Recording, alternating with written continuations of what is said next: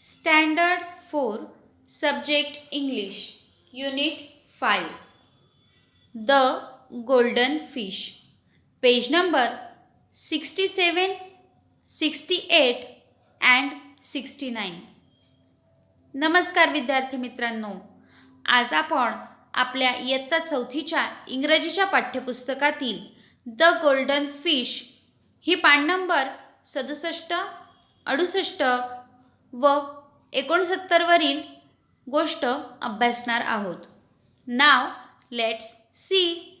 चला तर मग बघूया. Student, this is your English textbook page number 67, 68 and 69. Today we are going to learn the story Golden Fish. विद्यार्थी मित्रांनो, हे तुमच्या इंग्रजीच्या पाठ्यपुस्तकातील पान नंबर 67, 68 व 69 आहे. आज आपण या पानावरील द गोल्डन फिश ही गोष्ट अभ्यासत आहोत. The golden fish. Listen carefully and read with me. लक्ष देऊन ऐका आणि माझ्याबरोबर वाचा.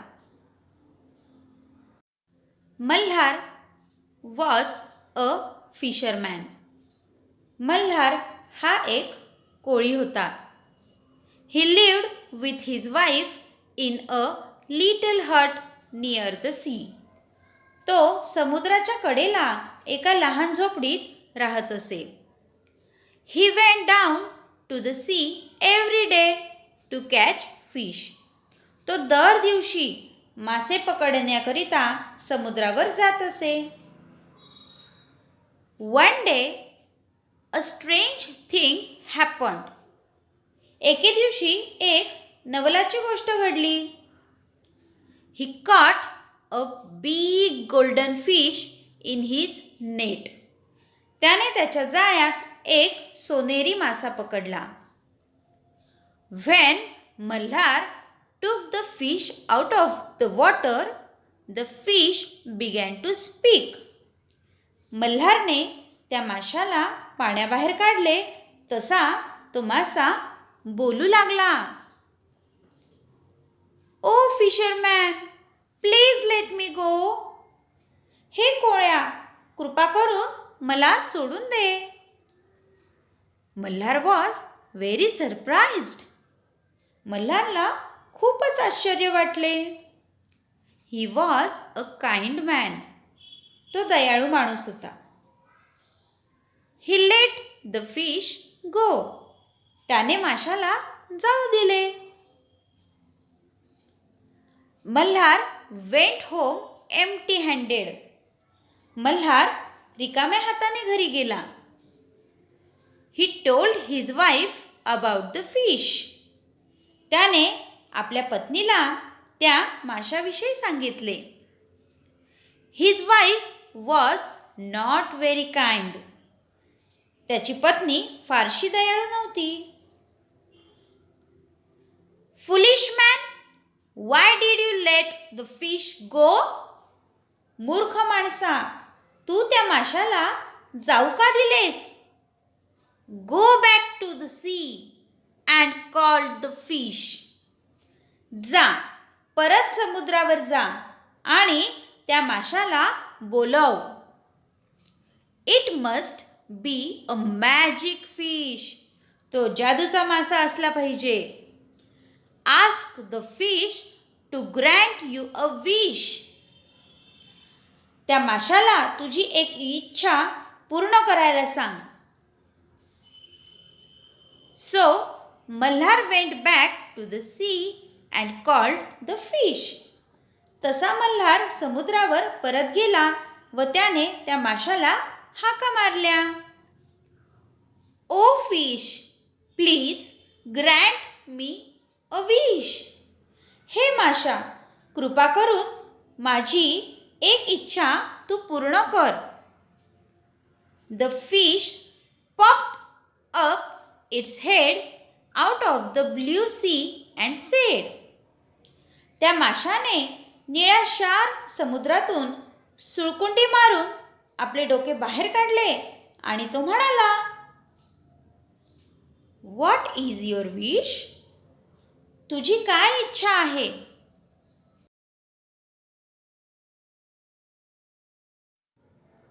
त्यावर मल्हार म्हणाला,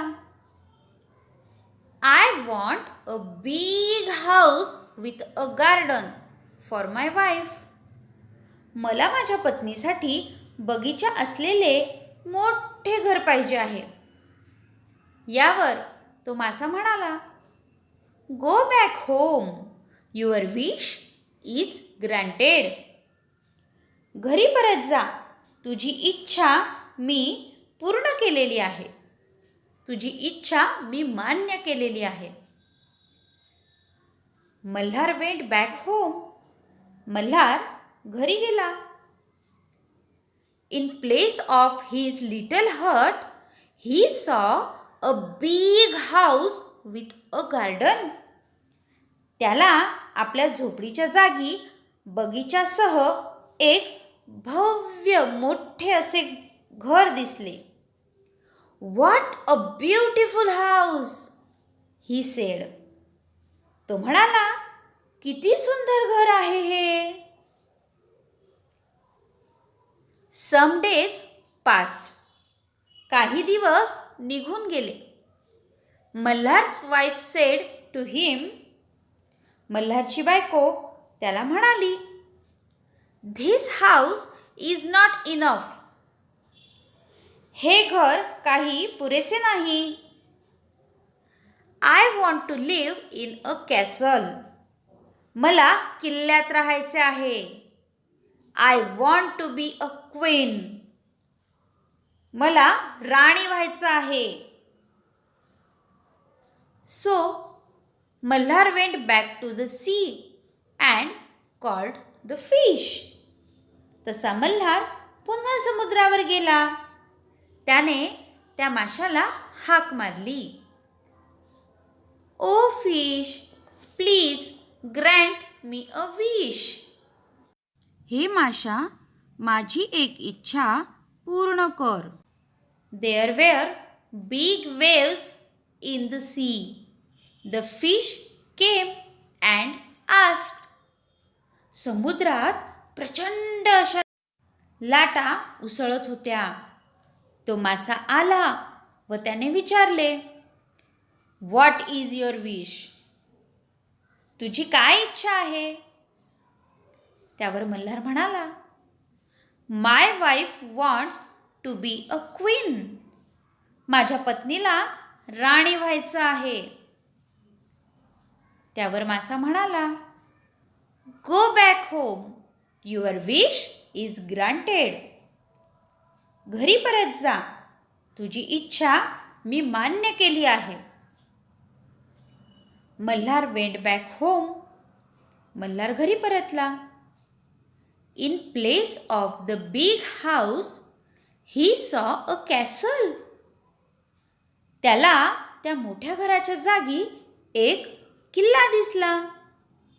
the castle had many buildings and towers. त्या किल्ल्यामध्ये अनेक इमारती आणि मिनार होते. There were many gardens around the castle. किल्ल्याच्या अवतीभोवती अनेक बागबगीचे होते. What a beautiful castle, said Malhar. Malhar म्हणाला, किती सुंदर किल्ला आहे हा. In the castle, his wife sat on a throne of gold and diamonds.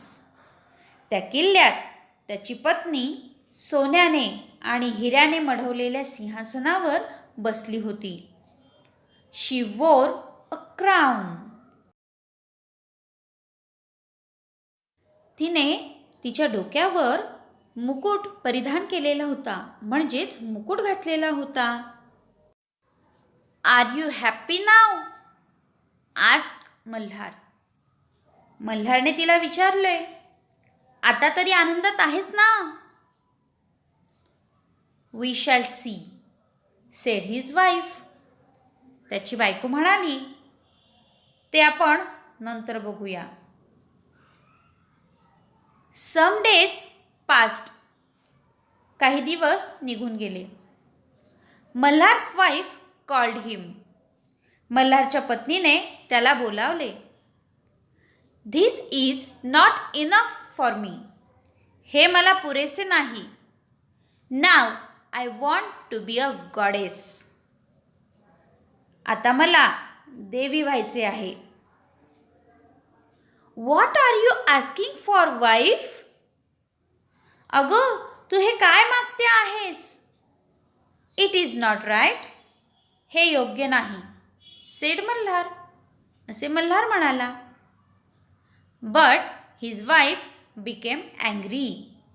परंतु त्याची पत्नी अतिशय संतापली आणि म्हणाली, go to the fish at once. She order. त्या माशाकडे ताबडतोब जा. तिने हुकूम सोडला. Malhar went back to the sea and called the fish. Malhar परत समुद्रावर गेला आणि त्याने त्या माशाला हाक मारली. ओ fish, please grant me one more wish. हे माशा, माझी आणखी एक इच्छा मान्य कर. When the fish came, there was a storm in the sea. ज्यावेळी मासा बाहेर आला तेव्हा समुद्रात वादळ उठले होते. The fish looked very, very cross. तो मासा खूप त्रासलेला दिसत होता. What is it now? आता आणखी काय आहे? यावर मल्हार म्हणाला, my wife wants to be a goddess. Said Malhar in a small voice. माझ्या बायकोला देवी व्हायचे आहे. मल्हार दबक्या आवाजात म्हणाला. Go back home, the fish said. घरी परत जा, तो मासा म्हणाला. His voice was like thunder. त्या माशाचा आवाज अगदी ढगांच्या गडगडाटाप्रमाणे होता. And don't come again. आणि परत येऊ नकोस. Malhar went back home. Malhar घरी गेला. In place of his big castle, he saw his little hut. त्या किल्ल्याच्या जागी त्याला त्याची लहान झोपडी दिसली. His wife had to live in the little hut once again. त्याच्या पत्नीला पुन्हा पहिल्यासारखे त्या छोट्या झोपडीतच राहावे लागणार होते. बघा विद्यार्थी मित्रांनो, आपण या गोष्टीतून काय बरं शिकलो?